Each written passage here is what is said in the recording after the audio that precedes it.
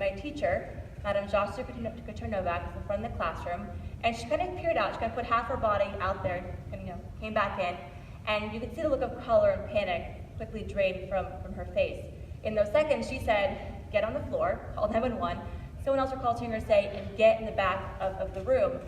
In those seconds, I got on the floor. I went to middle school in California. We had earthquake drills, tornado drills, and the desks that we had were, if you recall, like the 1 unit type of desk, so the type that you kind of slide into, you put your arm around, the books go underneath. I put my feet under the desk, my stomach on the seat, covered my head with my hands, almost trying to make myself as small as possible to fit into that nook with my head facing the right side of the hallway towards the hallway itself. And the last thing I recall seeing was 2 students in front of the classroom. I remember seeing their arms extend. I think they were trying to help her push their desk to the door, but literally as they pushed, he walked in. They didn't have the chance to get the door closed. He shot them first, went to the other side of the classroom, and took an active shooter stance there.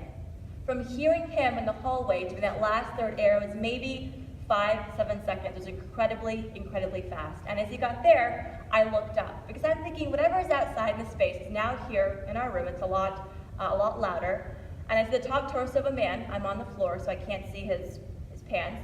He's wearing a khaki-colored shirt and a hat and 2 black things here, which are mags. He's very, very heavily armed. He has 2 arms outstretched. I thankfully blocked out the weapons, but he had a 9mm and a .22, in case anyone is interested.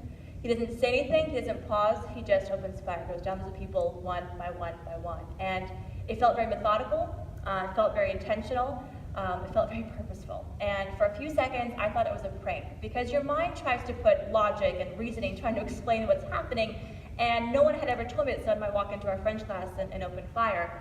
But I think very quickly, because it's also, to be fair, it's really hard to show you all this afternoon via PowerPoint how small this room is and how you can feel every kind of bounce and kick and movement. And to me, it felt like an evil heat wave that was coming closer and closer and closer. I remember thinking, brace yourself, your turn is going to come. I did not know what that meant. I did not think I was going to be shot, but I could sense that it was very sequential.